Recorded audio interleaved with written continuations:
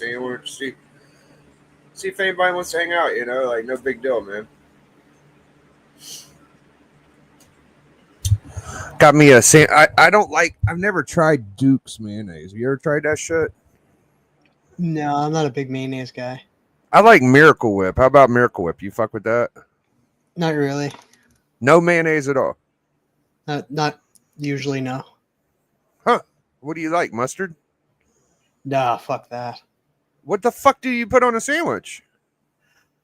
I don't usually eat sandwiches. If I do, it's just like just the classic PB and J, or if I'm in the mood, a toasted peanut butter and pickle sandwich. The fuck? No turkey, ham, roast beef, none of that shit, huh? No, not really. Wow.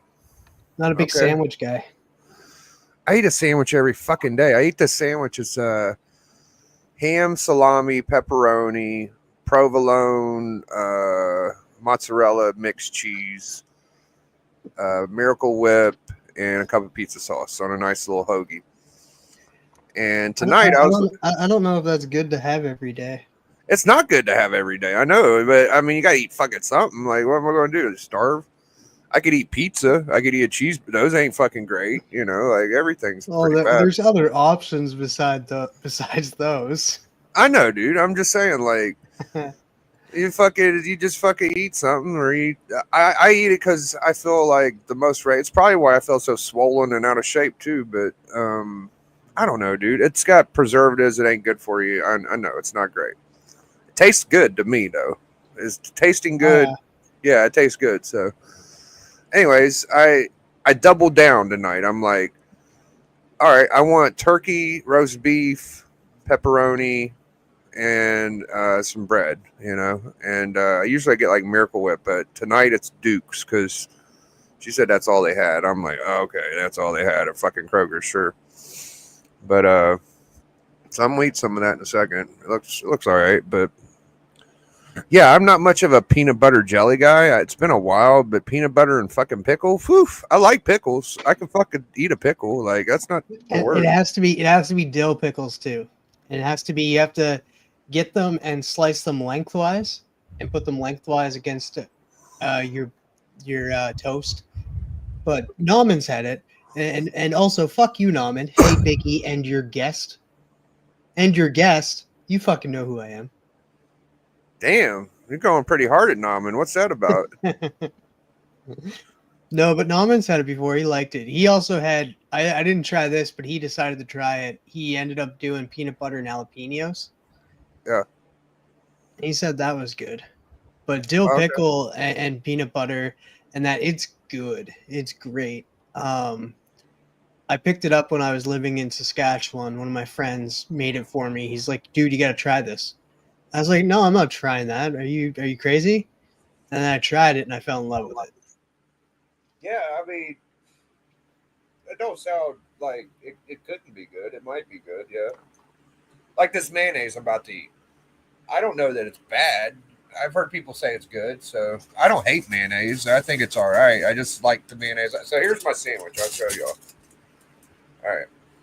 Man, that don't smell good. That's not a good sign. Yeah. All right, so I fucking I thought, all right, I'm just going to use my hand and tear this bread apart. You know how you get like a piece of bread that ain't cut? All right. So, fuck.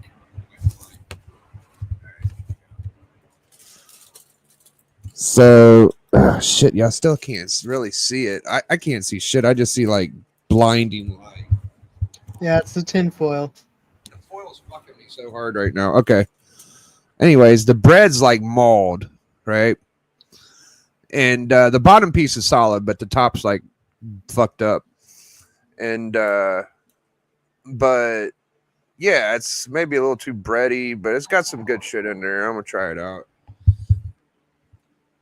I just wanted to show y'all the bread was fucked up.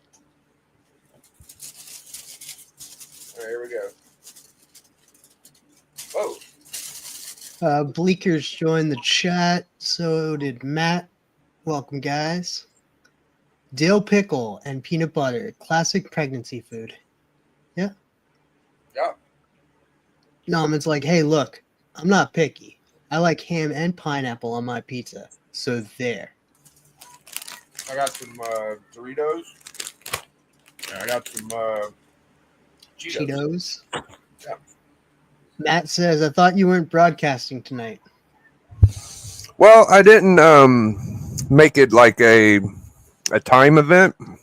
I just said my girlfriend was taking a nap, first of all. So she got up about 20 till 9. I said, I'll just make a sandwich and clock alive, see if anybody shoots through. I sent y'all a link, though. Bleeker and Matt's got a link. I think D's got one, Alan. But I understand if you guys got started doing some other shit, that's cool.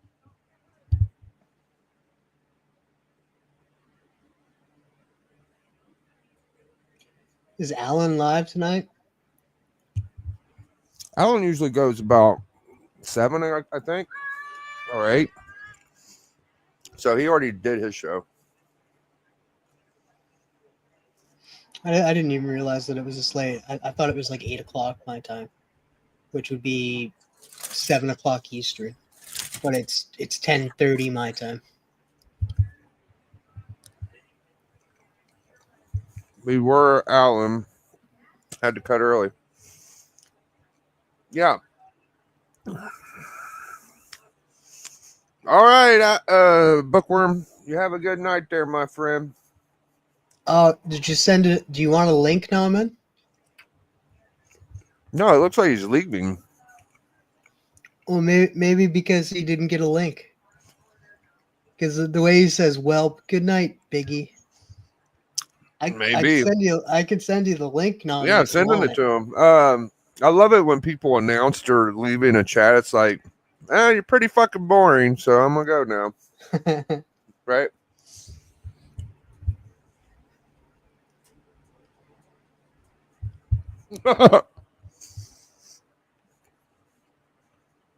I sent it, Naman.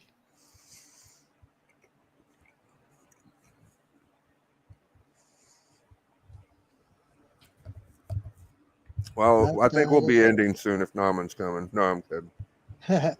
Yeah, we'll end before he gets here.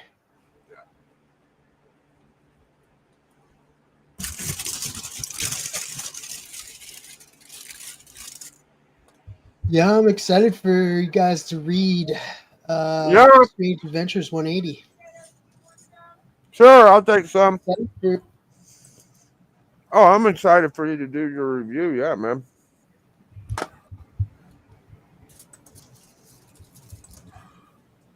What's up? You all right, Matt? You look kind of fucking disturbed. Oh, hi. Yeah, there you are. I'm in the wrong. Okay. Oh, okay. No, now I know what's wrong.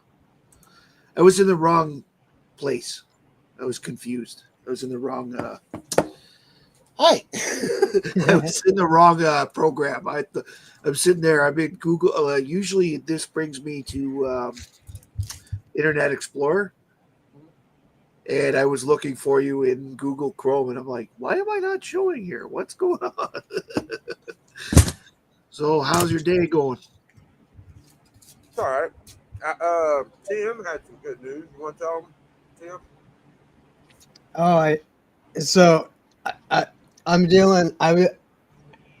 As of November 20th, the building I live in got bought out by a new owner. Oh no! And since then, I got an eviction notice in December. I beat that. Got an eviction notice in January. I beat that. And then I got one in February, and I just beat that today. So they have to that's give you the third 120 eviction. days notice. You're in Ontario. No, you're not in Ontario. Oh, you're in PEI, right? Yeah.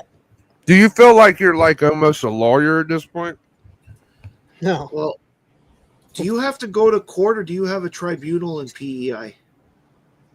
We have a hearing, but the hearing is not. It's not in person. It's over the phone.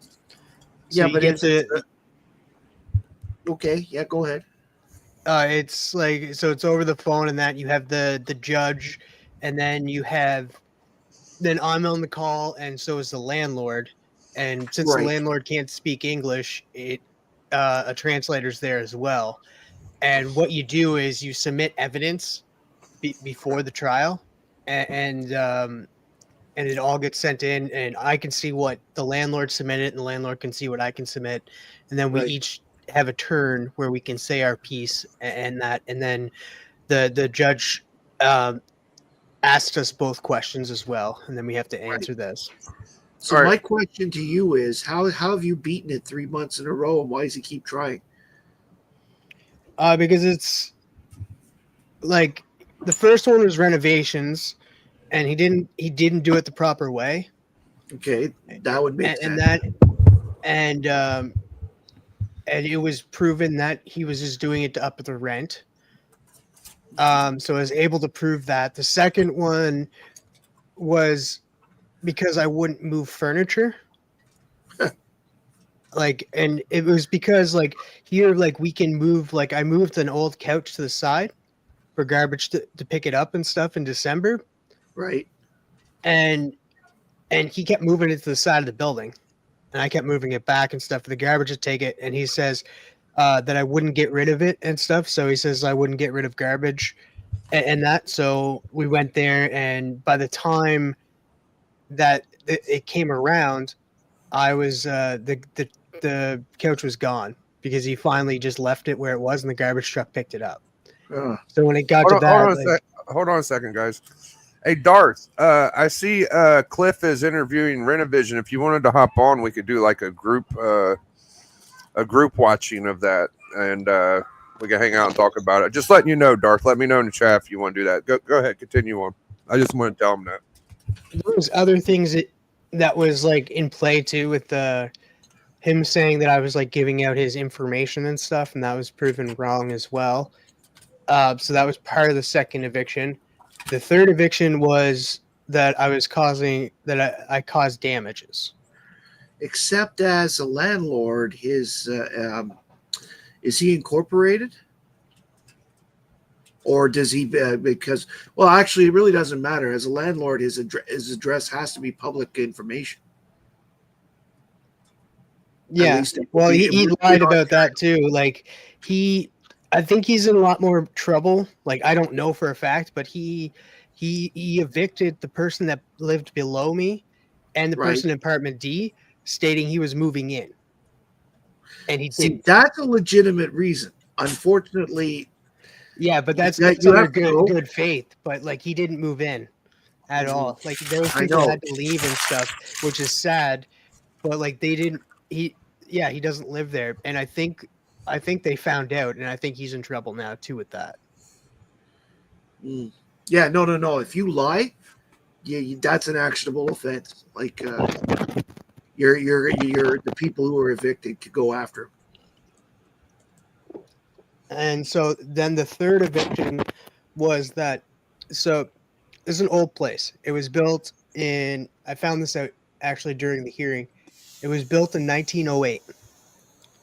So it's it's over 100 years old. And there was a crack that was forming in my ceiling. Right. And it's getting worse than that due to the humidity and that in the bathroom. So I reached out to the landlord and said, hey, there's a crack happening in there. Can you check it out since you're doing some renovations and that? He had no reason to go into my bathroom besides me telling him that there was a crack there. So he went in, saw the crack, came back with an eviction saying I'm causing damages. And so in that, like, it was very easy to win these cases because wear and tear is not my fault.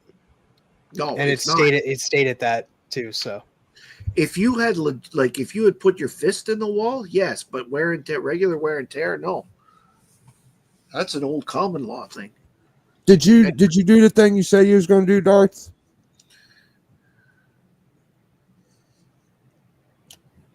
So this guy fucking Renovision was dicking with Darth a long time ago, and now he's on Cliff's. I don't think Cliff knew, but anyways, I was just wondering. isn't there a couple of people from Renovision? Because he had somebody else from Renovision on there. I'm not Yeah, too familiar with Renovision, so that's where Darth came from. Was Renovision and Jim Comics or some shit. Yeah, if you can come on and explain it, I can show you. Our other best friends on too. Fable. Mm-hmm. Fable's our friend. Sarcasm?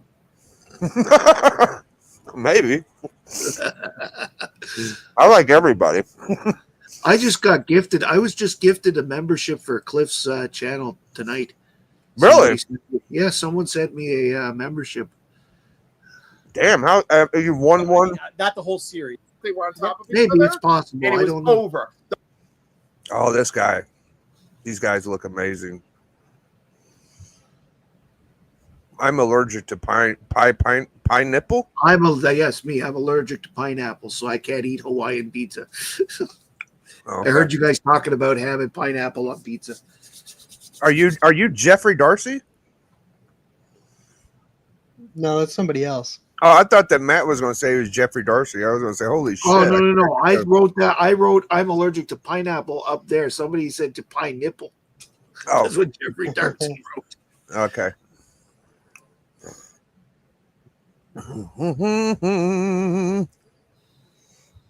Shit.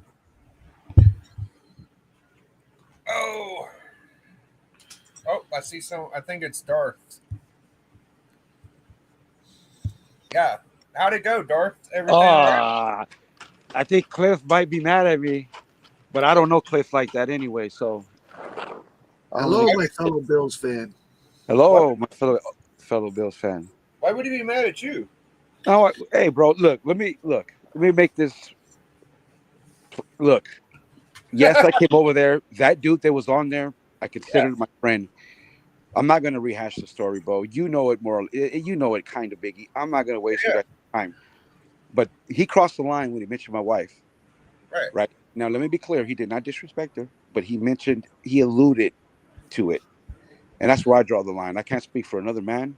I know we're on here, and if some of us act a certain way, whatever the case may be. But he crossed the line. Now, that dude I consider him a friend for like 3 years. Right. Again, it went wrong.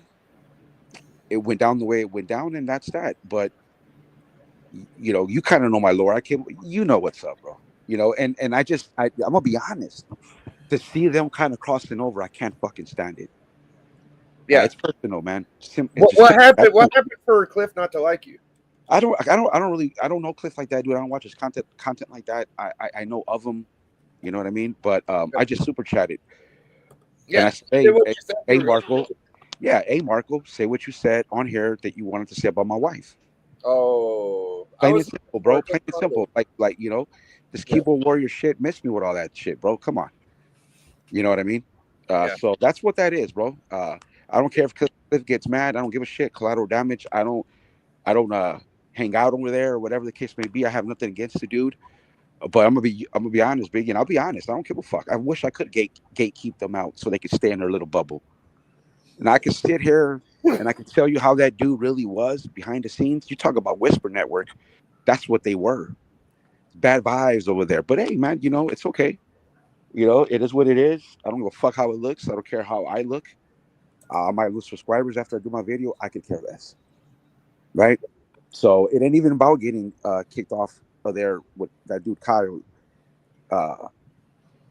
That I could get over. I could make that my lore. I could feed off that. I could run with that. But this dude trying to mention my wife, I can't do that, bro.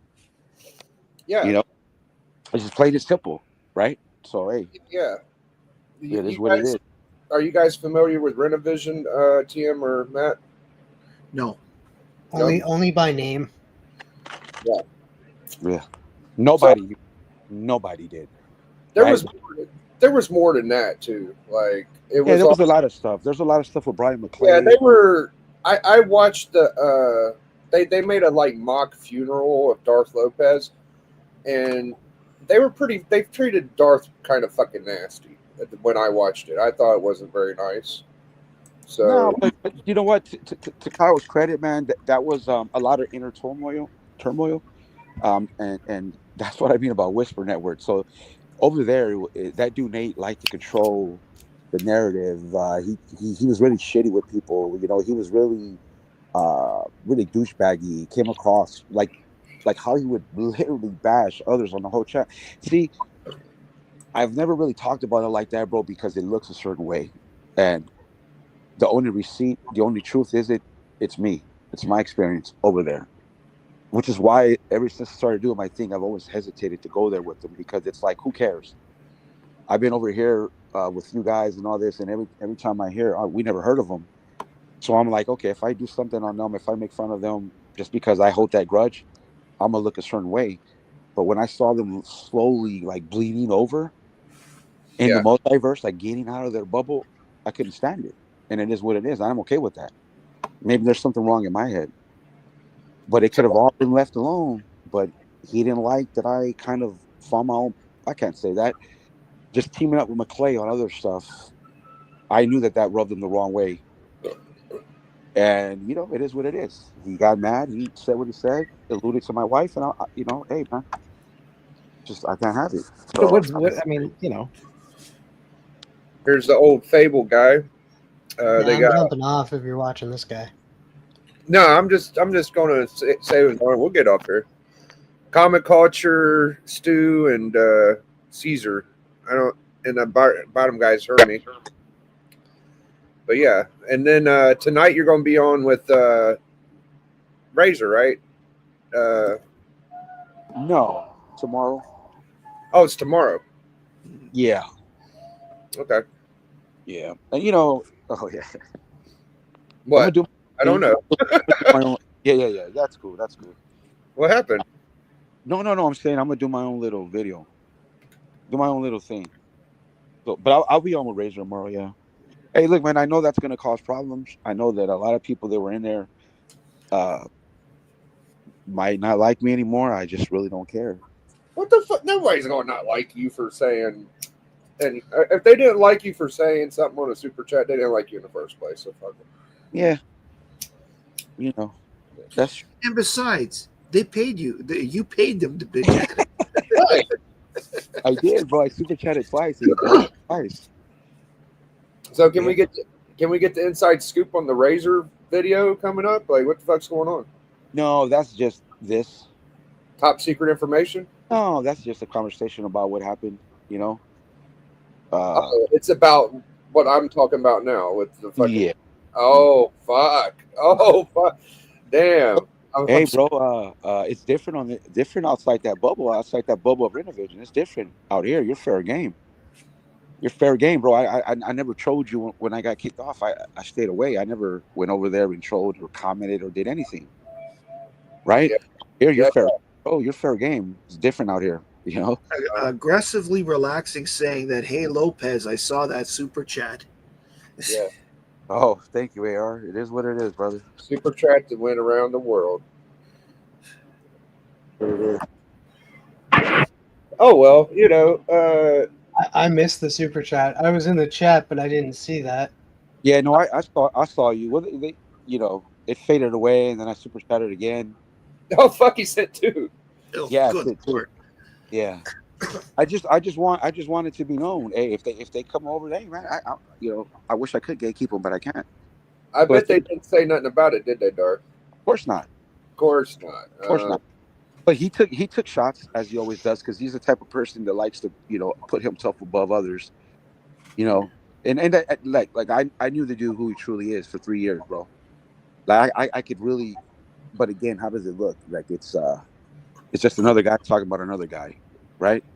Yeah. I'm not necessarily going to do that here, but on my own time, my own shit, on my own channel, and you know how I am, big. I don't give a fuck about views. This was. Yeah, you do your thing, man. No problem. We don't have to make a big deal. I don't know the guys from fucking Adam. I just saw that one video, and actually the person that pissed me off the most is gone. So the blonde haired fat guy. What's his fucking name? Who's that? I think I cut out. The blonde haired fat guy that was like joking really hard during the eulogy. That's the one that kind of pissed me off the most. The other two Oh, guys, Kyle. yeah, Hey, Kyle, fucking Kyle, that yeah. guy. But Well, that's he the left that channel. He left that channel I don't because blame him. you I know, don't know what happened, right? but if he was still around, I wouldn't like him, dude. Like, I didn't like the way he thought was so funny. Like, it was borderline like not cool. There was some weird shit they was like doing to Darth, man, and I didn't like it. It's just because, bro, it was just built up back. It just built up. It's fucking Whisper Network for real, bro. It's just Marco. That dude's a dick, bro. And it's funny when you become friends with somebody after a while, you realize who they are. If you've bonded, man, you just accept them for who they are, flaws and all, right? So it was what it was. I mean, we'd have discussions, we'd have arguments on the phone, and I'd have to sometimes tell them, "Hey, man, get out of your character. You know, I'm George, you're Nate. You know, don't get out of your character, right?" Sometimes these dudes believe who they really are on YouTube. Bro, I play a part. The whole mask is just a gig. I just try to take the drama and turn it on its head. You know, if we want to make fun of each other, let's keep some guidelines. Let's leave our wives out of it, you know. And I understand the thing that happened with Razor and Brian. I understand that, man. But hey, you know, What do you mean, Razor and Brian? What are you talking about? remember back in the day? Razor and Brian. LCS? Oh, LCS. I'm sorry. I thought you meant McKay. No. Old Okay, stuff. okay, gotcha. You know, that was kind of before my time over here on this side. So hey, I just won't. You know, we said how Matt Bryan got, right? That he, you know, that Yeah, he you seem to get a little worked up. Yeah. Yeah. So I mean, you know, put anybody else. Put yourself in that position. Somebody mentions your wife. What do you do? What do you say? You know, you can't do anything because it's over the internet. So what are you Dude, gonna do? I would have blew a gasket the first 48 hours and probably got it out of my system within a week. I wouldn't fucking hold it in and wait for the person. Fuck that, dude. It would have been on site. Well, that's what I mean. You know, all of us are made different, and so it was what it was. You know. Yeah. But we'll see what happens. You know, those guys tend to stay in their bubble. They don't talk out. They don't. You know, they don't do drama. Well, you're out of your bubble now. They sure the fuck do threatening content. They threaten the shit out of you and McKay pretty hardcore. Oh, bro, Pete got called out for stealing content like 2 years ago, bro, multiple times. Whether it's true or not, I'm not a fan. I'm not a fan of it because it seems like they did a lot of threatening and no actions on the promises they gave. You know, like they never followed through with any of that shit, did they? No. Nothing. No. It's all right. Yeah, it's all good though. I don't know them that well. I just know that little bit, you know. And hey, man, I'm not telling nobody to watch their shit, bro. Go ahead. I mean, there's a lot of channels out there. My experience with them is what it is, bro. And then, you know, it crossed the line. I could get over the eulogy. I've been over that, you know. I survived. Yeah, but to people that haven't seen it and don't know about it, dude, it would be like a little fucking a good way to sum up what's going on. Because if you don't see it and you don't know, it's like, oh, it sounds silly, but it's definitely like some animosity, you know. Yeah. It's personal. Oh yeah, it's a lot. It's personal. It is what it is. Oh no, I have all the clips, bro. You know, Yeah. I do my content. You never did do the eulogy clip though on your channel. No, bro, because a lot of times I didn't want to because I was like, I kept getting told by, you know, a lot of you guys, or we're not, well, you know, some damn Darth, we don't know them. We only know them because Don't give them any reason to be. Don't give them any reason. Yeah, exactly. Yeah. I'm like, I can't let it, you know. I got this shit on my channel. We visited them. Yeah, it was pretty fucking crazy. Yeah, it was cool. But hey, like I said, I gave Kyle credit because, you know, battle content, you know, that's my thingamajig. And he did it good. He handled his business. But I know, Briggy, that a lot of that resentment stemmed from Marco, the way he was behind the scenes. You know what I mean? That's why there was a little bit of resentment towards me. And at the same time, prior to me getting kicked off, I had already left. We had already bickered. I didn't fit in over there, bro. Maybe it was me. You know, I realized that maybe it was me. Maybe I just didn't fit in over there. I'm different. I don't know. I don't get, you know, it is what it is. I didn't fit in probably, but whatever the case may be, I could get over the eulogy. You know, I actually appreciate it in terms of battle content. It was well executed, and then they came back next Saturday, and they did a eulogy. Well done. You I really want to survived. fit in? Do you really want to fit in with people that are not that great of people? No, of course not. But at the same time, I don't want to say that they, as human beings, as men, aren't good in their lives. No, it just didn't work out in this community with them. So I don't want to really bat. You know what I mean? Hey man, it is what it is, right? Yeah, So, it'll uh, be all right, man.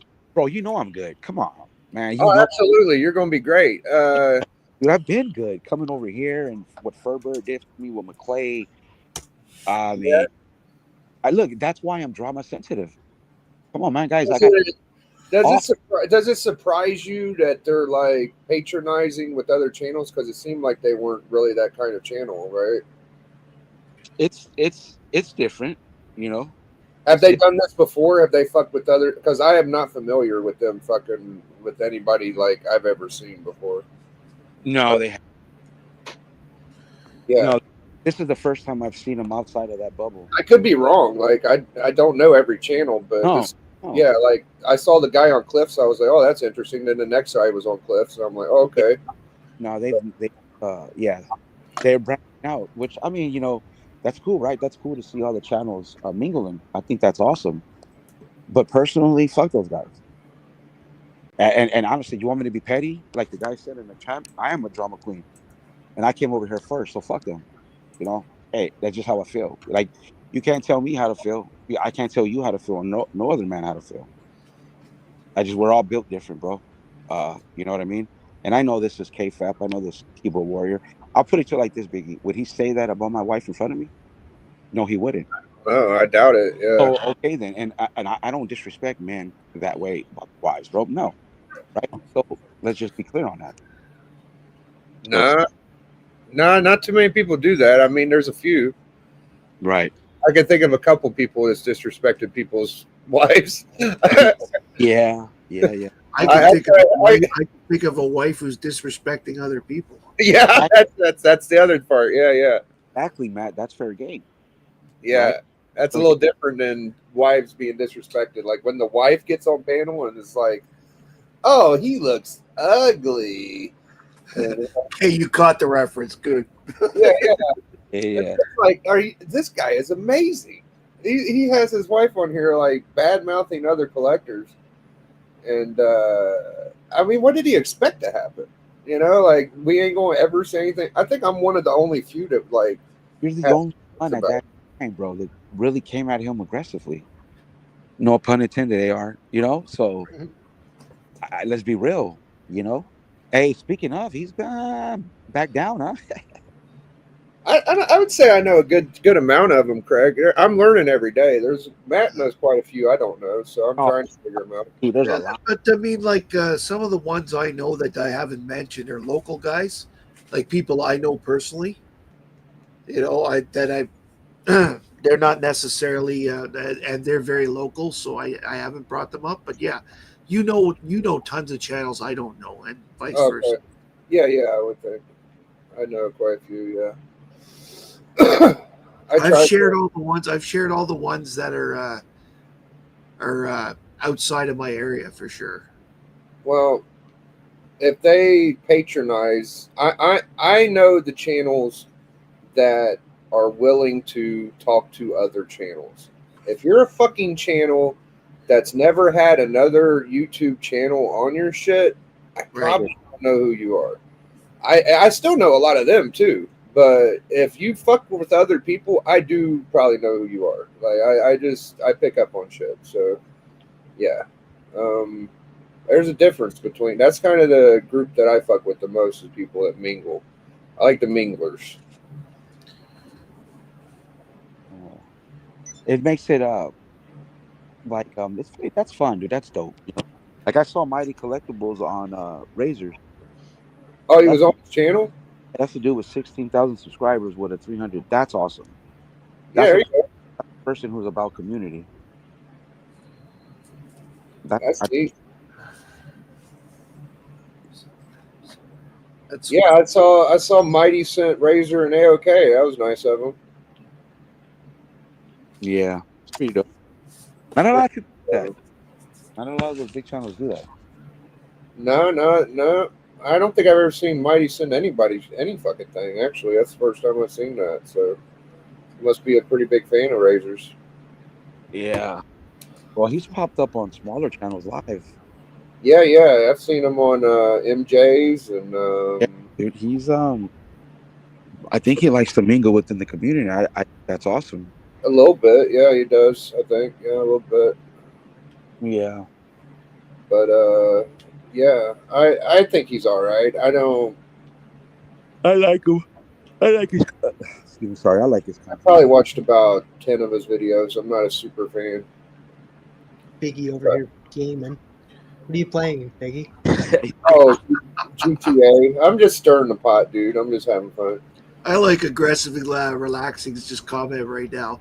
The headline: the single greatest moment of the Sticky Goose stuff was Biggie seemingly genuinely not sure if that it was mom or not. Good. That was classic. That was. Is that his mom? Oh, She dude, looks like his mom. I really didn't know. I thought it was his mom the whole video, and then someone in the chat goes, "That's his wife." I'm like, no. I couldn't believe it. I was like, he's got his wife on here? What the fuck? Yeah, so you like unintentionally burned her by saying she looks old. Well, it's her fucking name's Mother Goose. What would you think she was? Like, it's the mom, right? hey, speaking of which, she's been at MIA. She very wisely MIA. That was a good fucking move from Sticky. Keep her fucking off the camera, dude. That's good. Don't Keep her off the camera. She has a professional fucking job. Way more professional than fucking cleaning teeth, dude. She's involved in law and criminality and all. Get the fuck off of a stupid ass comic book drama channel. Are you out of your fucking mind? The fuck? They like to troll, bro. I mean, come on. Yeah, well, she could get her trolling ass fucking into some bullshit doing that dumbass shit. Like, it don't take much for people to get, fucked with. So, No. Well, yeah.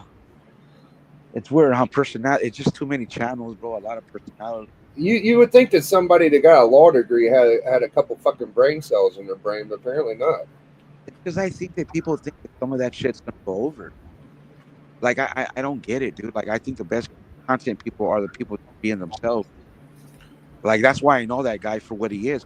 Tried to play a Hey, character. Jonko? Chonker, Hey, how is everyone? Thanks Yeah, for I that heard nice you. live stream tonight. Yeah, decided to try it. No, that's perfect. yeah, we was just listening to fucking Darth and his escapades lately. Are you familiar with Darth Lopez, Chonker? From your channel. Hey, Darth, I haven't met you, but I've only seen on Biggie's stream. Oh, hey, how you doing, brother? Good. Good. Sorry, I didn't mean to interrupt. I heard you guys were talking about Sticky. Oh, well, don't worry. Well, he's quiet. He's been quiet. You know? I'm quieter. Yeah, he's been quiet. That's good. Stay away. Give us a break. Oh, yeah. Sticky Goose. I mean, I don't know the guy. I mean, I watched this stuff years ago, like before he started like going in on people, but I don't know. I just I didn't like him back then. Like I honestly, I mean, he was like whining in this guy's comic shop the one time, and he was like giving this old lady a hard time at some antique store because she was handling these I mean, she didn't know, like, I don't know. He just, never been a Sticky Goose fan. Yeah, I know. Me neither. I never knew of him. Biggie's internet crapped the bed. Be right back. I never knew of him until I saw him be a drama segment on Beyond Wednesday. Well, I watched him a couple of times. I subscribed to him because he did a couple of videos where he showed collections. And I thought that was cool. So I subscribed to him. And then he went on this big rant about getting kicked out of Indianapolis Comic Con or something. And I was like, yeah, I remember that. Who brags about this? And I unsubscribed him at that point. Well, you want to be known as a dick? Yeah, he did. That's his because that he did. That was his whole gimmick. Yeah. Till it came back on him because comic book karma is real, and that roasting of 40 for whatever how many ever channels it was never gonna. That's bad energy that he released, and it was gonna come back to him. Yeah. Yeah, Again, and the thing is, I think he made a mistake. Like, honestly, when it comes to that Sticky Goose guy, like, if he was just trying to be a troll and an asshole, like if that was his whole thing, he's going to be the biggest asshole. Then stick with that. Do that. Be that guy. right? You Right. you can be the heel, like in wrestling, like the heel, the guy everybody hates and stuff, and they hate click, like they want to like to watch you and hate you. Be what he that was. guy. But you can't like take it back. Once you No. say those things and you come down on people, fuck you. I mean, otherwise it's like you either have to be like, just a normal person and trying to, just do the right thing. But if you want to be that troll guy and you want to take on that persona, you have to lean into it. You can't pretend like, oh, I'm just joking. No. No. You're either that guy or you're not. Yeah, you double down. And the only, and I've said it before on Biggie and on my channel, the only thing he could have done after Tom was turn face. Right, and that's the thing that like his archetype dude is. I don't know how. Well, maybe I do know. I don't. Sometimes I think that I don't think I'm right in the head, and I don't think that dude's right in the head. It's like weird way I understand him, and in another way I don't. But I think that the only way for him to recoup and be able to do his with freedom and ease is they turn face, stay away from the, Or you don't turn your comments off. Like he turned his comments off. I mean, that's bitch made stuff. Look, if you are on the internet and you turn comments off, you are masturbating. You are not. You're jerking off in public. If you don't want to engage with people and talk to people and accept criticism, like for what you say when you're going to be controversial. Yeah. No, man, I can't respect anything you're doing if you're not ready to kind of pay the piper when things come down on you. Like, and this could all come down on me, which is fine. I don't care. But like, you'll be all right. But the thing is, like, if you're gonna do that and you're gonna be that guy, then no, you can't run. You can't run like a bitch. You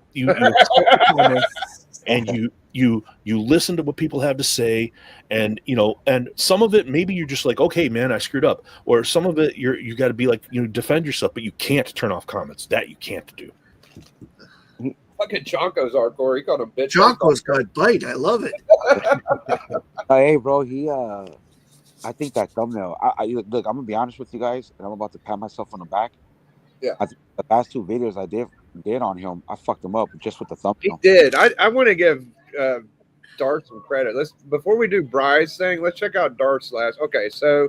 Or just the thumbnails, bro. The thumbnails was okay. Let me give you some. See, it sounds better when someone else says it, Darth. If you just say it, people would think you're patting yourself on the back. Let me do it for a second, and you could compliment, or you could say what you want, right? All right. So, Darth, you see this clown emoji fucking one right here? Yeah, I'm gonna have to do it small. Anyways, the battle content Sticky Goose, the real clown. Darth made this stream, and then he did the Hunter Troll one, right? Both of them the clown ones. And fucking Sticky deleted his original post. Go ahead, Darth. You take it from there. Yeah, so I did the first one, the clown one, when he goes after Mint, right? So I showed all his clips of how he says, oh, I wish I could do a show with, I wish I could do a stream with Mint all the time, whatever. So I showed his hypocrisy.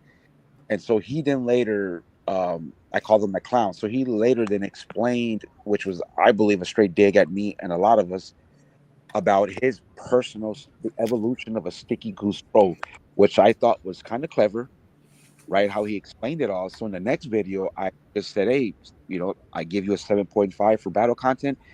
I think that was pretty clever, yada, yada, yada. But I flipped it and said, if I'm a troll, I'm a hunter troll. I'm a hyper, right? I don't come from your. I come from somewhere else. I just hunt pros. Like, yeah, it's just a tit for tat. And dude, I I think what. I'm sorry, I can't see your name because I'm on my phone.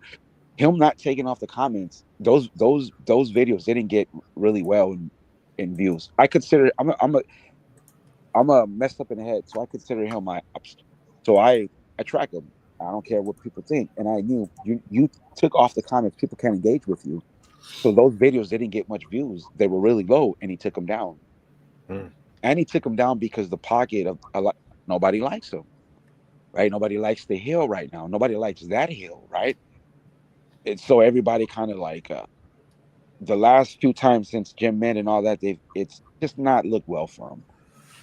And I think a break right now, So I just subbed you, Darth, just now. Oh, thank you. Cool. Yeah. So for Darth, he's got like 130 subscribers, and his videos are fucking on fire. Like he's got 250, 278, 430, 271. I know, but the sticky goose thing gets the Yes, man. But you know what? I've watched both of those videos, those clown videos, and they're great. Thank you, man. It ain't just that. By the way, I'm one of the 170 there, Darth. I've been subscribed to you for a while. Yeah, he does really good. He's got 667, 573. So you're doing really good, man. I don't care if it is about Sticky. Like he's probably the best at shitting on Sticky as of right now. So there you go. I mean, all it is, Biggie. Ever since you've known me, I've always told you that it was wrong what he did with the roast, and he called you a certain, right? Yep. You knew that sooner or later I was gonna do my channel, and all I'm doing, dudes, is what he did. The community, I'm just doing it, right? Because every time he did a video on people, and then somebody responded, not even in a negative way, like Alan, he came out and said, "Oh, it's your third most viewed video." So he would double down on people, and that's when I knew he was really shitty. That's when I knew it, and he wasn't playing. He really thought that of people, and it just rubbed me the wrong way. Plus, I'm a guy who got thrown off the channel that he was part of live, so it just all of it sat with me wrong. So my take on my channel is just kind of like flipping the drama on certain pros, right? So, but it won't always be about that. I'm gonna do some other stuff, but right now I'm in like battle mode. It is what it is, and it is what it is. So before I got to meet Darth, and I knew him, I was really pissed off at people in the community because a lot of these guys that say they don't like him now were in his comments egging him on. And I took that 43 fucking channels just really pissed off because I was one of them. And I did a few videos saying he's a fucking clown and he's a bitch and all that shit. And everybody, they were kind of agreeing with me, but they were still like sucking his dick.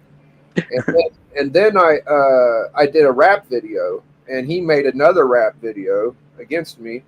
And then I made another rap video. Then he quit because apparently I went too hardcore.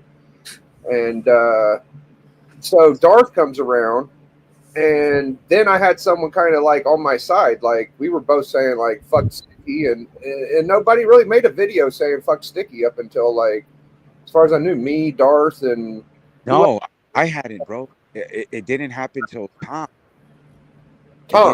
Yeah, bro. I appeared on with Beyond Wednesday. Like I broke him down that way we did. But nobody, you're right, Biggie. You're the only one that came at him direct. Right. So how I met Biggie was I did a top 10 on Furbird. And I didn't know, I was in my own bubble. Okay, I was still lingering in that Renovision Beyond Wednesday Tales from the Flip Side bubble. I love Beyond Wednesdays, by the way. Yeah. I love what Brian's doing over there. It's one of my favorite streams. Yeah, so I was lingering in that. I didn't know that any of these guys were around. I didn't know these guys were around. Everybody in the post, I went to go find them. I knew of journals. I went to go find them. I started watching their content. I mean, these guys are normal guys. They just comic book people, and this dude just roasted them. So Biggie pops up on the live that says, "Oh, I responded to Sticky. I saw that, went and found Biggie, and here we are." And Yeah. Biggie was the only guy that came out of him aggressively. Everybody else, no. It wasn't until It was all blowing them, dude.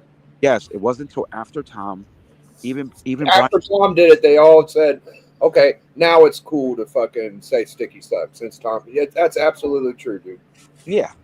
And after that, He's a tourist too, right? I mean, he's like, this is a tourist thing for him. He just started, looking into comics like 4 years ago. I believe. Yeah, he did. Pretty much, yeah. He was a Magic the Gathering or some shit guy, yeah. And then he sold all his comics, and now he's like collecting just all omnibuses or something. Like he like, and they're all in plastic. Like he hasn't read them. It's like so silly to me. It's like, dude, it's like it's like, who are you? How are you going to lecture anyone who's been into this? Like, and like, you kind of like, really like into this, especially into this when it wasn't cool, when there wasn't an MCU or DC movies, when it was just like you were just like the nerdy kid that liked comic books, that's how it used to be. So like if you weren't in it back then, you're gonna just show up because you want to make money, because like in the post-COVID world, like suddenly comics are making money, and your rich lawyer wife wants to buy you a bunch of comics. It's like, He's a dude, go fuck dentist, by yourself, the way. man. He's Go not fuck doing yourself. too badly himself. Yeah. But look, but he amassed 40,000 subscribers. You want some now? And Dude. that has to be respected a little bit. Like, I don't know if he did it, but he I did. respect the fact that he was able to do like what he did. I'm just not a fan of his content. What did he do that was He hates respectable, though? Fucking Matt. What do you mean you respect what he did? What did he do? No. I respect what Sticky Goose has managed to build. I mean, like Oh, his channel and stuff. I don't. But I don't like his content, therefore I don't follow him. Okay. Hate sells. Like you can Yeah. do that. You can be I that know. guy. Well, just look at right now. Like we just gave him fuel. Like we were Yeah. just talking about Sticky Goose for the last 45 minutes. Like It's true. It's true. Right, It's you're right. true. Let's well, by the way, if you're not subscribed to Chonko, if you watch this on the rewatch, go subscribe to Chonko Comics and Nerd Culture. But we're going to review Bry's video. The chat's asking us to do that, and I think that sounds fun. So Hey, Another guy I like. By the way, I like Bry. I like what he did. I like him trying this. I like him putting his ass on the line. He you'll see when you watch this video, but he really put his balls out there. Like he put a lot of money up, and it sounds like I would have been fucking terrified if I were him. Like with the amount of money he spent. yeah, that's cool. What's up, Darth? Thank you, brother, always for letting me on. I'm Yeah, so man. right now. I'm gonna get off. Start working on my thing for tomorrow. Absolutely, dude. You have a good one, Darth. Thanks for stopping by. Nice meeting you, Darth. later, Jeff. All right, See you let's there, Lopez. see what all the hubbub's about. I'm not subscribed because I think this guy's a little bit of a wanker, but that's okay. I know that Chonko likes him, or a lot of people like him. People buy shit. Honestly, online. I've subscribed to him and I haven't watched a video in a while. I like to binge people at a time. I watch all their videos for a little bit and then, Yeah, it was good. Was I you haven't- around whenever he did the whole cover fucking thing, Chonker? Thanks, Bearded. What's up, Greg? Greg's in here. The cover that Hey, was Greg. supposedly a exclusive that ended up being not an exclusive. Was you around? Oh, then? I'm not familiar with that. I'm Okay. only really familiar, like with his videos. I like the way he treated certain collections he's bought. I think he's been real fair with people. I've talked to him a few times, and he seems like a nice guy to me. I don't know him. I haven't met him in person, but I so far I haven't had any issue with him. I've liked him. He's a hustler for real. He'd be hustling like a motherfucker. I don't know where he came up with all the. Fuck, man. If do I have to fucking be? All right, I'm just gonna fucking say it. I want to take a second here. Yeah. Bearded Comic Bro just subbed me up. He is now the 529th person, which Yeah. means I've reached my subscriber giveaway goal. Woohoo! Cool, man. So I Congratulations. will be posting a video in the next week on how to do that. Thank you guys for who have subscribed tonight. I'm not going to say what it sounds like I'm saying, I'm just going to tell you a story I've been told about Bry. All right. Supposedly, I haven't seen this video, but supposedly, when he started, he was in like a shed and he had just a few books, whatever. And somehow a travesty happened and his house caught on fire. And let's delete that word from our vocabulary. Travesty. That's a terrible word. what should I say? I don't know. Just accident. Anything but travesty. Oh yeah, your name's Travis. All right. An accident happened. A problem happened, and his house caught on fire. And that's a bad thing. And then, he started buying a lot of books and selling them. So that's one thing. And then he had the fucking exclusive where that was dramatic and people were not happy about. He said he had an exclusive art from a certain artist, and it ended up being a piece that was used in Europe or some shit. I just think that he's kind of a guy that's like not really a comic guy. He's just fucking hammering money out. I don't know though. I mean, maybe I'm jealous. I'll still just say I'm jealous for now. But let's just watch this video, I guess. Strengthen damaged hair for deep repair. Everpure Bond Repair from L'Oreal Holy Paris. crap. Our system with bonding. I mean, I would have had to have revamped the entire. I didn't watch thing any of this fucking in this thing. video. Okay. But never say never. Some major things would have to change with Marvel and print runs and stuff like that, which I don't think is going to change. So I'm pretty sure that this is a one and done. And in this video, we're going to talk about the financials of this project, all of the financials behind it.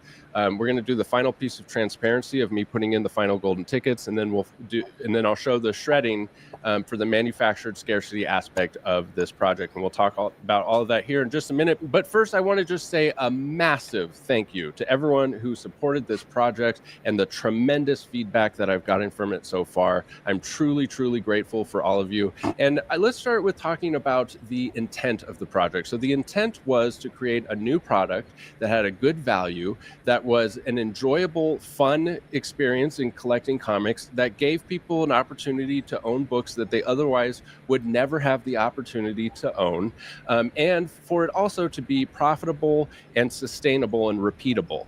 And we achieved all of those things. Okay, let's pause it here. You didn't recreate the fucking mystery box. Anybody got anything they want to say about this? Well, I don't think he did mystery box. I mean, I think the idea of the golden ticket, where, I mean, I've never seen a mystery box that's giving away Amazing Fantasy 15. I would love to see one, or He did it last year. Well, but you have a Hulk 181, a Giant Size X-Men one. He had a Daredevil one, a Spider-Man one, an X-Men one, an Avengers one. All of these things that you could win. Now, granted, it's a bit of a gimmick that you have you have a one in however many, but it's like way easy, way less. The odds are much better than some lottery or something. I mean, it's in fact one of the channels I followed. He won a Spider-Man one. It's what's the guy's name?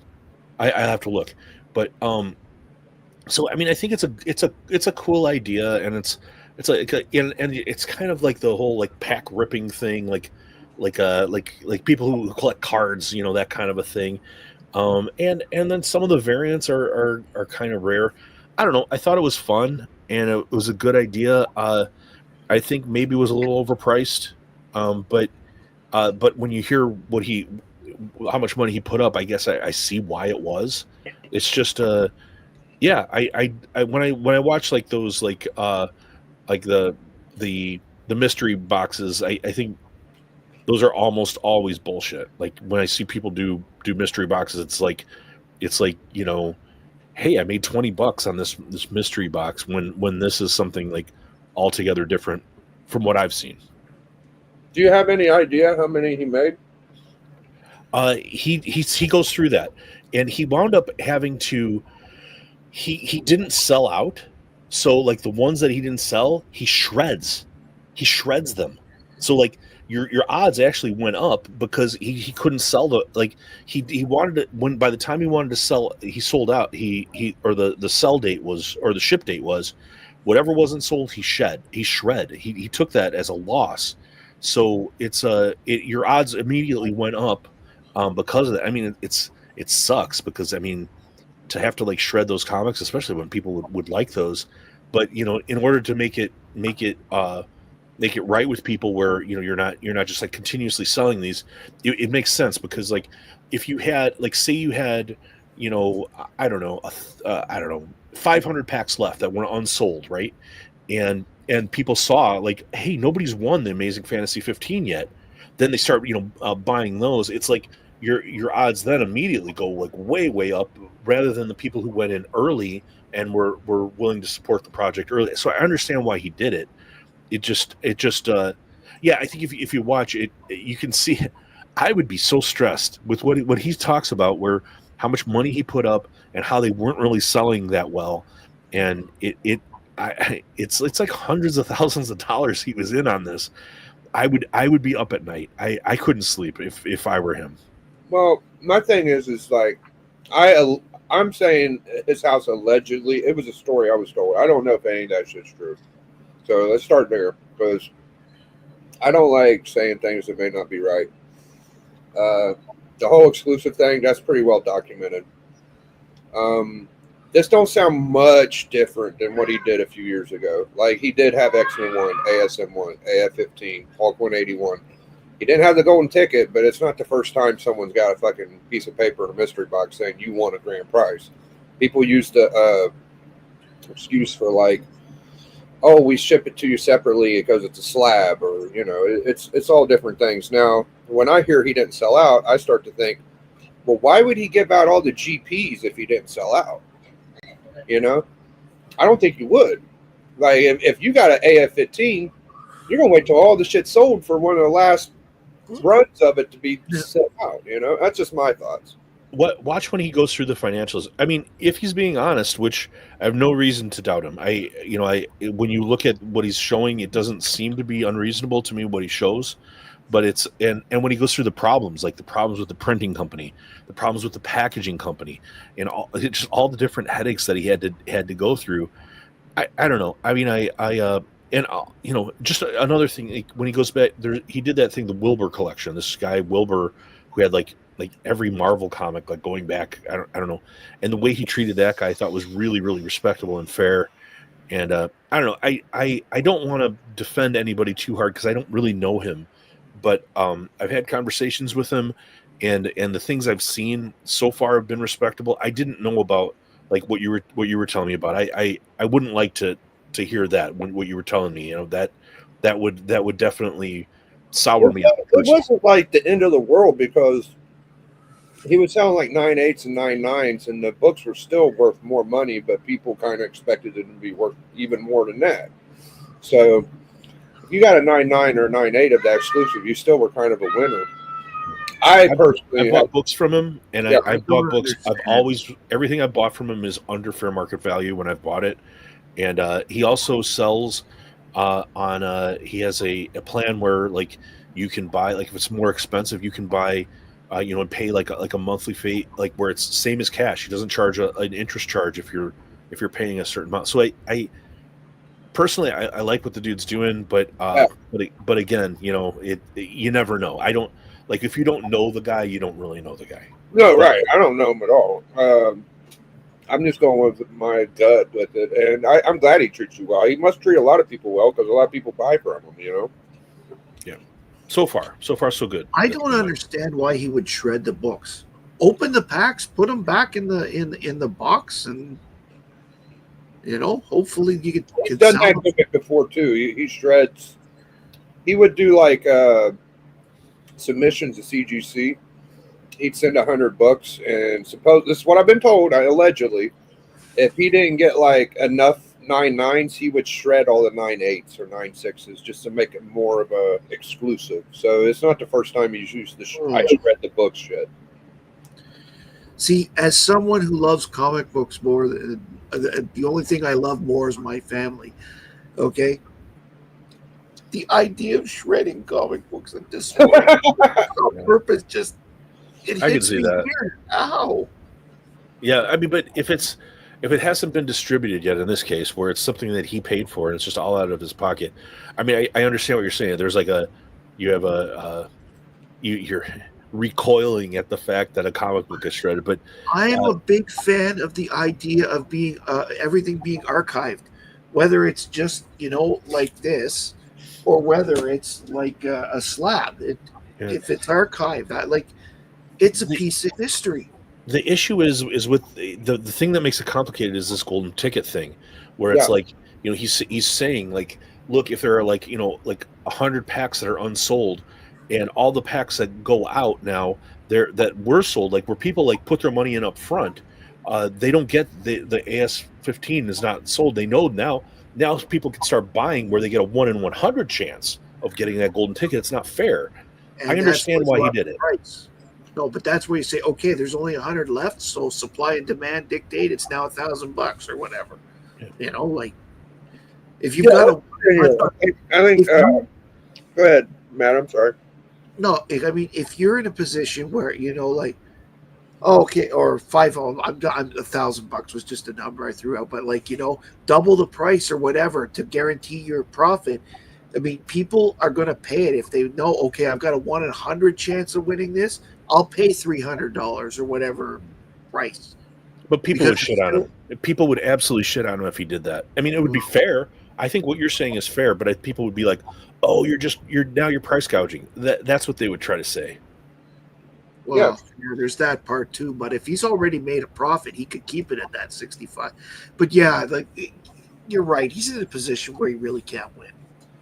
So let's just continue on a little bit and see what else you got to say. Except for profitable, sustainable, and repeatable. So all in all, it was not a complete fail. I did make some money, and we'll talk about that here in just a sec, but not to the point where it was a financial success, at least not in my opinion. So let's hop into the financials here and we'll talk more just one by one, all the different aspects of this. And I'll probably just do some B-roll in the background of all the footage I've gathered throughout this project. So the total cost for each artist for the books was about $30,000. Oh. And that right there is the first thing that is super stressful about this project. Just to secure the artist for a Marvel variant is not an easy process. We're talking about hundreds upon hundreds of emails to Marvel.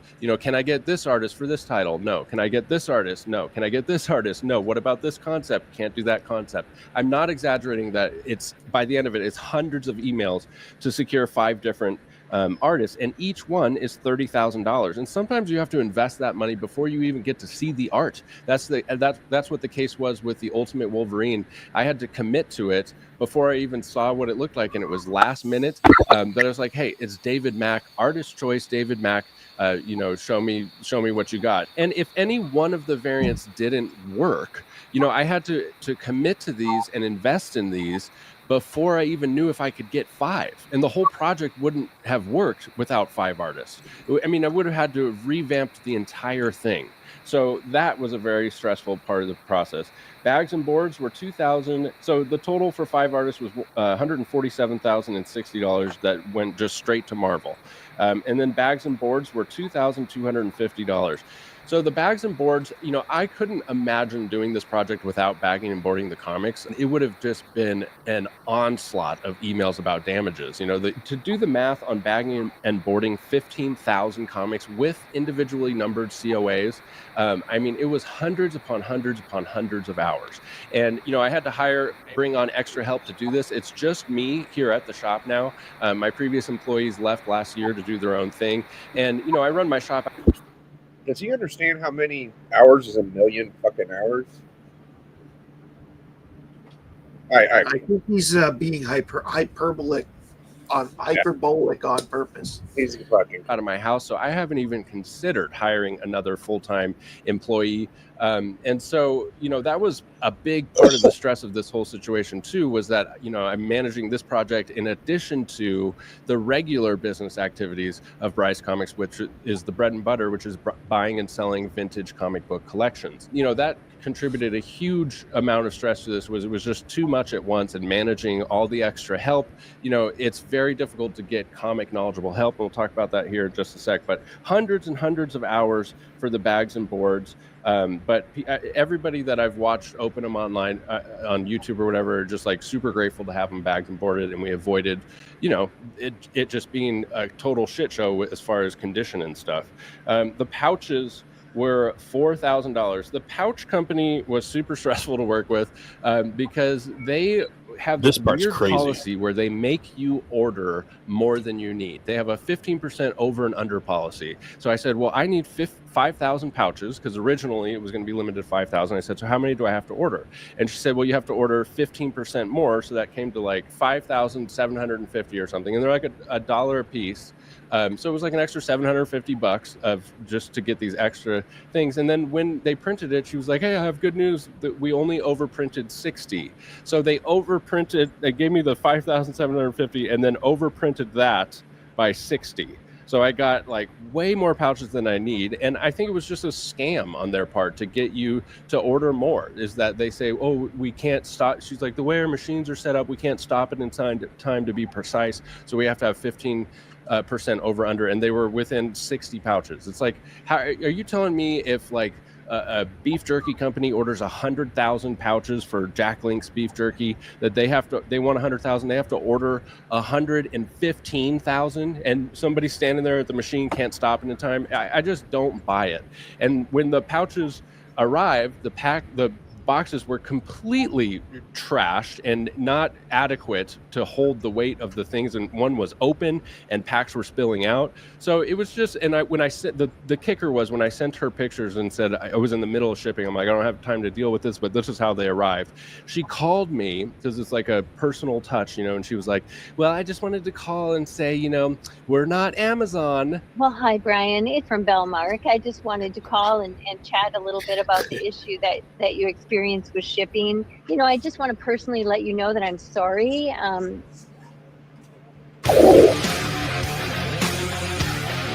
YouTube and their ads are always at the wrong time. No, we're not Amazon.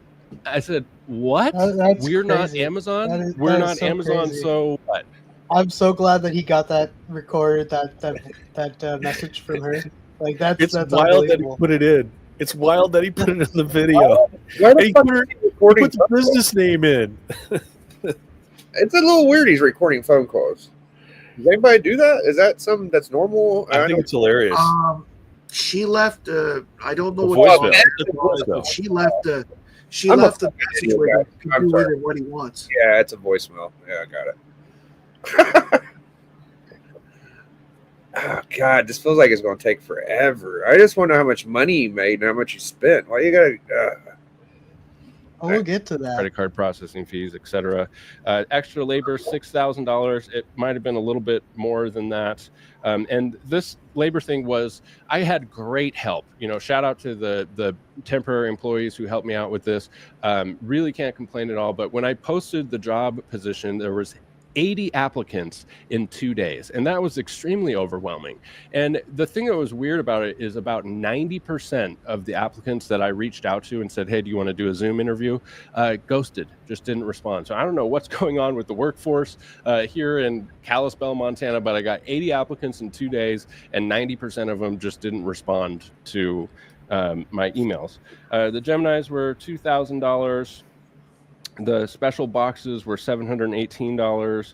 That was another stressful thing. You know, what if it didn't fit exactly right? And luckily, they were like 200-pound tests. You could stand on those things and they would not get crushed. And the shredding was $500. Man, I absolutely was panicking with the shredding when it all was said and done. And I shredded all of those books. And I was panicking for like a couple days. Like, what if I messed up? You know, we weren't completely done making the packs or something. I'm like, what if I just shredded something and I needed like 200 more of whatever, you know? But thankfully, it was not the case. It went smoothly. We had exactly the right amount that we needed. So those total costs. You just got to trust this fucking guy a lot, don't you? Magic, perfect number, guys. I'm always a pessimist, dude. I don't give a fuck. Like, Well, I mean, what's he saying that's not believable so far? what's he saying? It's not believable. Is that he hit the number on the head and said maybe you kept? Oh no. No, he didn't. That's the thing. It's like the people in the chat are wrong. He didn't get to 5,000. He had to go when he realized he wasn't getting that high. He reduced it, and I don't remember what the final number was. And the excess packs, when he reduced whatever the number was that it was going to be the goal, he shredded all that. No, I hear you, Chanko. I'm saying that yes, he didn't reach his goal. Yes, he had to shred some packs. I'm saying that maybe he didn't shred them all. That's all I'm fucking saying. Like, it wouldn't be smart for him not to do that, but I don't know, dude. It just seems fucking weird to me. But I mean, you just gotta trust him, right? You just gotta trust him. And I mean, there's a certain amount of like Outcomes Razor where it's like where at the end where these packs were still up for sale for the day up to the day where he was about to ship, and then he suddenly like he made the video where he was going to reduce the amount because he wasn't selling out the way the raw amount that he thought he was going to be able to. That it was believable to me just to the chronology of events, the way that it went down, where he's like begging people to buy the things and like creating like a 10-pack deal and these kind of things. That it sounded reasonable to me. Did he start with a time limit, or did this seem like it took a long time? Well, he wanted to be sold out by the time he shipped. That was what he was saying, and the reason is because once you ship and people start ripping these things open, that you develop that problem of on the other end where there's like there's golden tickets floating out there, and the pack numbers are reducing because people are opening, and he's got these like leftover. That I think, if I remember, that's the theme of that video that he released. He didn't want it to be unfair to the people who ordered in advance. I think that was what he was talking about. Okay, fair enough. Again, that makes sense. On paper, in my mind, it doesn't, but I can see why it makes sense. It's just the thought processes I have. It also makes sense if you're in this for making money and you're selling comic books. Maybe you keep a fucking few in the back. That also makes a little bit of sense. Yeah, that's what I thought he would. That's what I was saying in the first place. Like, why shred when there's a chance that you could still sell these books? You can absolutely sell them. You spent $30,000 on variants of all sorts and types. You had all these packs ready, and you just shredded the excess besides the Mega Grails. Did he even specify that he kept the Mega Grails in the one? So all the Mega Grails are going out. Yes, that's on film. Like that's like he's posting that every day on Instagram when one is found, like the golden tickets. So that part is documented. Now the other part about like the variants and stuff, I honestly don't know. I mean, you're right. He could keep that. I hope he's not. That would suck. Yeah, I would think that the easiest thing to say is that I shredded it all. Like, I don't know, dude, but who knows? I'm just always thinking like, yeah. The Grail part's provable. The other part's not. You're right. Let's be fucking honest. Like, comic dealers ain't always the most honest fucking people. I mean, we could all agree on that shit. I think that's pretty fair to say. Yeah, and local comic shops, I think, are even less honest. I mean, based upon my past experience. Absolutely, and you would be shocked how many people from YouTube and whatnot.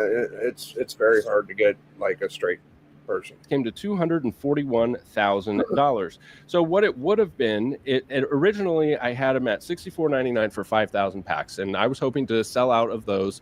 That's like the goal was to sell out just $64.99 whether you bought one or whether you bought 100, and that we would sell at 5,000. That was the goal. And had that been the case, the total sales would have been $324,000, and my profit would have been $83,000. Now, $83,000 profit for a project like this might seem like a lot of money, but the reason it had to be so big was, what if it didn't work? And guess what? It didn't work. It didn't work like this. So thank God I had a huge margin like that, because the actual total amount that I made was $18,857. So okay, I've watched enough of this shit. That's all I needed to find out. So he only made $18,000 off of all of that fucking effort. So he looks like a saint. He dressed this pig up. It looks fucking beautiful right now. I mean, you ain't gonna do all that shit for $18K. You know how hard it is to get an artist to do an exclusive and all dealing with all that. It's fucking insane work. That's his point. At the end, that's his whole point. Is like why he'll never do it again because it's like it didn't work. And that means like 18,000. A lot of people say, "Well, that's a good profit." Not for the time and effort he Not for a obviously business. has to do. Not for a business, it's not. Even 80,000 is worth it to me because on the wall with the maggot grills, like it's a lot of money, and then the money you put into the exclusive artist, that's a lot of money. It's just like you're spending how much? What, $250,000 to make fucking 80,000? Like there's easier ways to make money than that. But yeah, but 5,000. Okay, your gross sales. If he sold all 5,000 times $65, he would have made quite a bit of money there. Well, it's like, yeah, in terms of revenue. So yeah, where he's talking about 80-something thousand. I mean, and in terms of his overall business, that's all goes into the bottom line of the overall of what he's doing annually. But like again, like Biggie said, 18,000 like that he what he's showing he actually made. It just proved the business model doesn't work. It's like yeah, it's like he would have grossed if he sold everything at $65. He would have grossed $295,000. I wouldn't have cared if he kept the fucking exclusives. What's the difference between keeping and shredding them? Like, where's the benefit to the buyer? All we care about is getting the mega grills, right? Well, and I mean the really rare variants are cool and stuff, and and I guess I got to go back to the fact that it's somebody trying something different and trying something creative to see if it works, and there's they always say the first guys off the ship take the most bullets. If you try something and you're kind of trying to innovate and trying to think this didn't work, and I don't think anybody's ever going to do it again. But I think this is way cooler than the Whatnot packs, and I thought, and also it's like it's I don't know. I guess I have respect for people if they're really willing to put their balls on the line. If they're really willing to put up a bunch of money to see if they're going to do this, and really, I wouldn't want to do it. I would never want to be that guy that spends that much money and you're like shit in the bed every night. Are you gonna be able to make your money back? Just the phone calls and the negotiations and stuff alone. Or you get that pallet. Hours in that. I can't sit here and just nod my head and go. I'm gonna tell y'all, like, he did this exact same shit minus the golden ticket. He just sent the book out last time, so it's not like I'm not familiar. I don't know about that. I just know about this. Absolutely, he just put a fucking golden ticket in this time. That's the only fucking difference. So, I mean, I'd rather just get. It might have been a piece of paper. It was either the book, but it was almost the same fucking books. He did the whole 30,000 for exclusives. He did the whole limited, and he did the whole. There's nothing fucking new. It's all the same shit. I could go back to his channel and show y'all. Yeah, I'm not familiar with that, but this I thought it was a cool thing, and I was on board with it. But it would be neat the first time you saw it. You'd be like, "This is." I understand what you're saying. Like, if you just saw this and you're like, "Wow, this is really encouraging." This guy spent a lot of money, doing a lot of work, and it is. I get it all. It's just a souped up exclusive chance at a grow, and I think it's cool. People are winning, so congratulations to everybody. It failed. I mean, when you look at the numbers and he shows you, it didn't work. And I kind of respect the fact that he shows you why, where he's showing that pallet. I can't even imagine, when I'm already stressed and that pallet, that damaged pallet of all those packs arrives, I would shit myself. I would be like, oh no, or any of that stuff. I just don't have the tolerance to do this. It's not. I need to have more firm understanding of what's going to happen than hey, I hope this all works out, and I hope this weirdo packaging company that's charging me more than they even need, and then they tell me they're not Amazon when they dump a damaged package of packs. Yeah, that wasn't cool. That wasn't cool. That is one company I'm not dealing with. Having a heart attack. I couldn't do it. No way I could do this. Yeah, I feel you. Yeah. I mean, the only reason he's doing it though, Chunko, is because he did it before and it made a lot of money. So it's not like it's a failing. It failed this time. He's obviously doing well, you know. Or this is probably his third run of doing it. Yeah. Well, but Anyways, guys, I gotta go to bed. Yeah, we got to wrap up soon. All right, Matt. You guys take care. It was good to see you again, Chonko. TM, we'll see you soon. Thanks, chat, for everybody who was nice enough to subscribe tonight. right, It's Matt. really appreciated. Take Yeah, care. man. Later, Matt. Matt. Hey, Matt. Bye. Oh, Sent sorry, it today, Matt. and What's that? Sorry. Let me know when your package lands, Matt. Oh yeah, I'll text you. I'm sorry. I'm Sorry, I'll message you. I know that you're on email. right on. Okay. Take care. have you been selling books, Chunko? Yeah, either I heard- whatever. It's cool.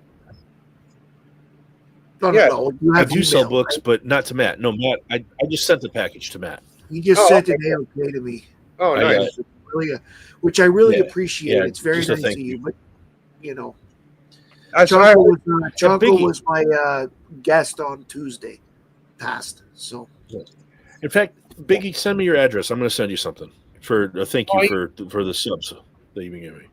Oh, wow, that's really nice of you. I just heard you say Big Nasty bought something. I was like, when do you Oh, sell no. books? Oh, I do. I sell books on eBay as to support my filthy comic buying habit. But no, to Big Nasty, I had a thing on my channel where I was like saying, hey, what would be cool is if YouTube channels, like if like something you read that you really like, you just sent it to somebody and let them and get their opinion, and then they have to pay it forward. So they have to send it to someone. They will send a book they like to read to another person, and just do this with YouTube channels and review the comics like that somebody else liked. So I sent him a comic called The Kill Lock that I really liked, and I sent him a couple cool other things that I thought he would like. Which, by the way, if you watch Big Nasty's channel, he does an impersonation of me, and it's really. I was laughing so damn hard. He nails it. It's really funny, and I think people will like it. He's making fun of me a little bit, but it's really good. But no, so like the goal is, I sent it to Big Nasty, and then he's going to take a comic that he likes and that he thinks people should read, send it to another YouTube channel, and then that YouTube channel will send a comic they like to read to another channel, and that it's kind of forward and forward and forward, just to get people reading comics, really. Yeah, I need to do a giveaway. I was going to announce it. So in a collector club coming soon, I'm going to do a giveaway. And I'll probably sneak some extra stuff in there. But yeah, that sounds like fun. Yeah, just send me your email. Like if you click on my thing on YouTube, or I can get it to you.